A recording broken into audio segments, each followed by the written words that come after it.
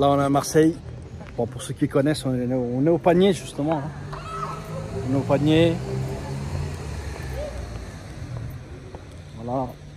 Là, je suis en train de faire une interview que vous verrez par la suite. Donc, je suis au panier. Voilà, j'ai l'habitude de venir ici, de faire des interviews ici. Il y a un super graphe là de la FF. Là. Il se trouve que ça fait je sais pas combien de temps qu'il est là. Personne ne l'a touché. Personne ne l'a touché. Voilà, personne n'a été même rajouté quelque chose ou quoi que ce soit. Il est authentique, ce qui prouve que la FF est très respectée à Marseille et je pense dans toute la France au niveau de la culture hip-hop. Et moi, ce que j'avais envie de dire, c'est que manifestement, il y a un certain nombre de personnes qui ne comprennent pas, en fait, qu'est-ce que ça veut dire s'engager. Voilà. Ils ne comprennent pas qu'est-ce que ça implique de s'engager. Ils ne comprennent pas les risques que tu prends quand tu t'engages, quand tu développes différents projets. Ça fait mal pour aller vite. Pour aller vite, ça fait mal. Ça peut faire très mal.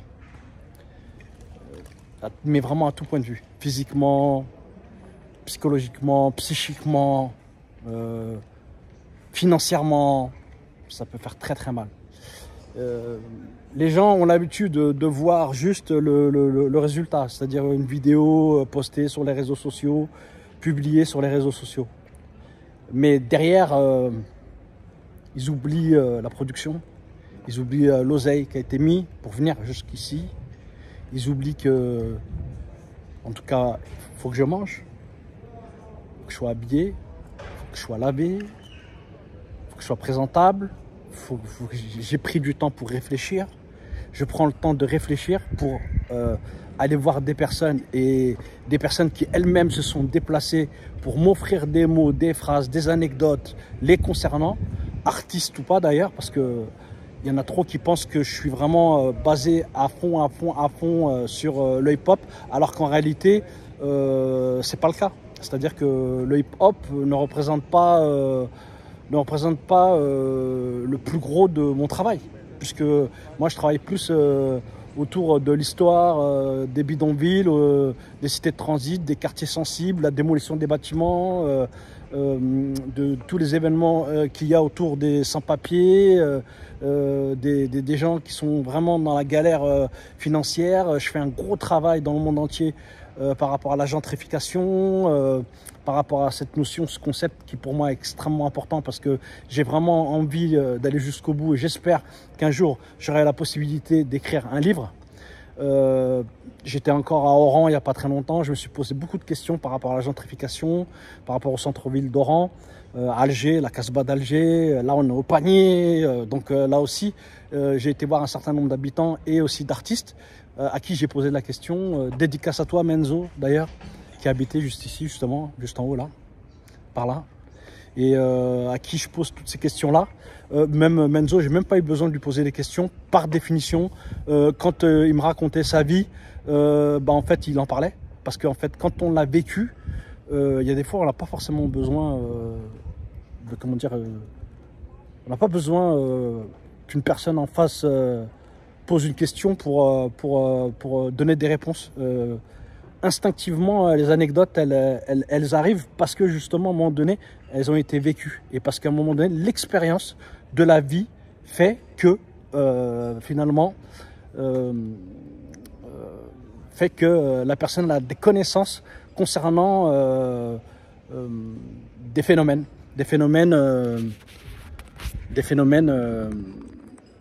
concernant des phénomènes sociaux, psychosociaux, etc., etc. Est-ce que je suis fatigué? Non, pas encore. J'ai encore la pêche, je suis dynamique, je continue de gigoter, de bouger. Il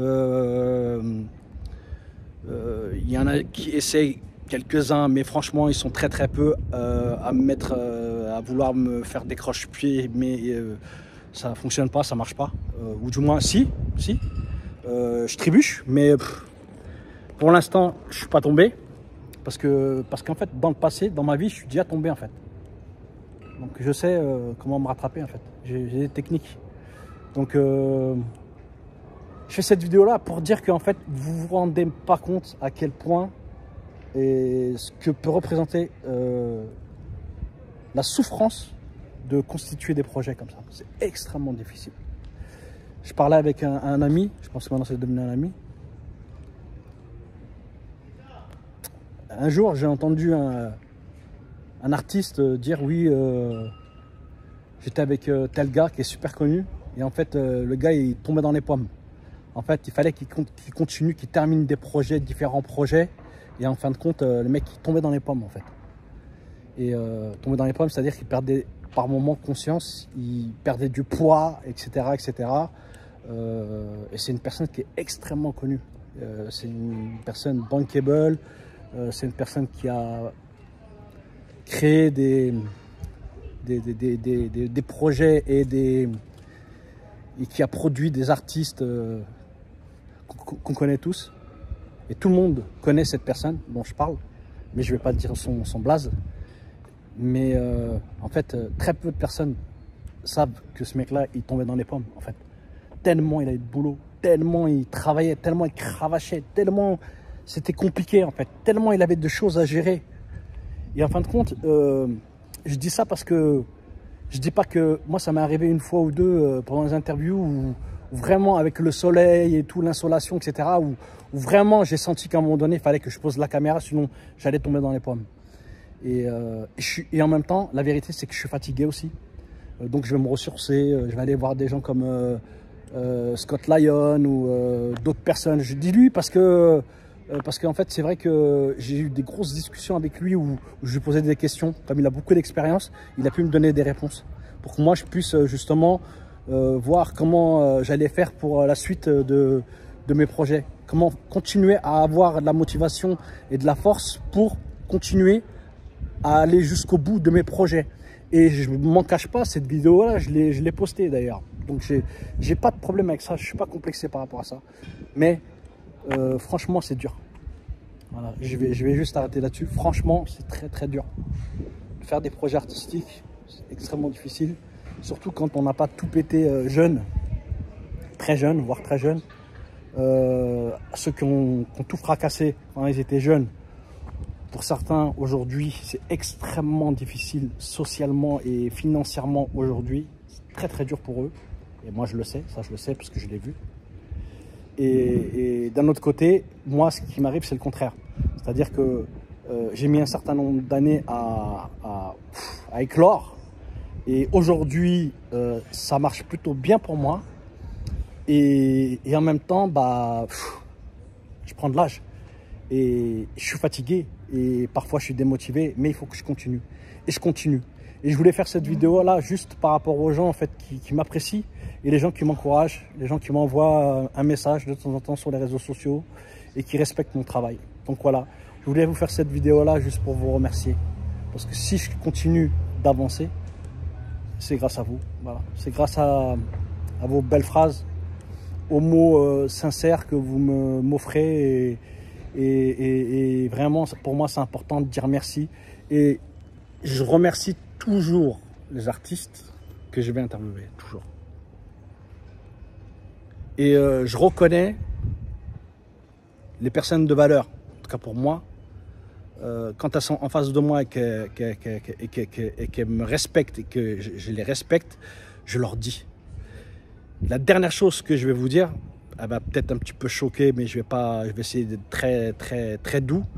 C'est que toutes les personnes, absolument toutes les personnes que vous voyez, que j'ai interviewées, toutes les personnes, en fait, que finalement, je poste, toutes les personnes, toutes les interviews, les teasers, etc., que je poste, c'est des personnes que j'apprécie. Celles avec qui j'ai fait des interviews et que je n'apprécie pas, vous les verrez jamais. Vous les verrez jamais. Vous ne me verrez jamais leur dire merci. Jamais. Et voilà, ça c'est très très important. C'est-à-dire qu'il y en a, quand ils voient mes vidéos, ils pensent que j'ai toujours la même attitude, que effectivement, voilà, je suis, ouais, voilà, merci, c'est gentil, c'est super sympa, etc. Comme là, je parlais de Menzo. J'ai un profond respect, moi, pour Menzo. Donc, Menzo, il fera partie de mes projets. Maintenant, il y en a d'autres que j'ai pu filmer, mais je me suis rendu compte à la fin de l'interview, en fait, que c'était pas des gens valables. C'est pas des gens qui avaient des principes, des valeurs très importantes pour moi. Donc, qu'est-ce que j'ai fait? Bah, en fait, je les ai pas publiés, je les ai pas mises, tout simplement. Donc, n'oubliez jamais ça. C'est ça que j'avais envie de dire. Tous les gens que vous voyez, c'est des gens que j'apprécie. Vous voyez, les frères, les sœurs, si vous vous voyez dans mes interviews, c'est que j'ai un profond respect pour vous et c'est que je vous apprécie, que je considère que vous êtes digne d'appartenir à mes projets. Hakimo, Marseille. Dédicace à vous. À bientôt, la famille. Et là, il y a... On va finir avec ça. Parce que je trouve que c'est bien.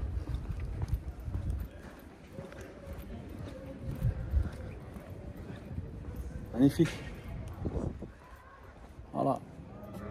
Pour les avoir vus, quasiment tous, dernièrement, être rentré en contact avec tous, plus ou moins, aussi. C'est vrai. Que ce soit par le biais des réseaux sociaux ou concrètement, en ayant discuté avec eux, en étant dans les loges, etc. etc.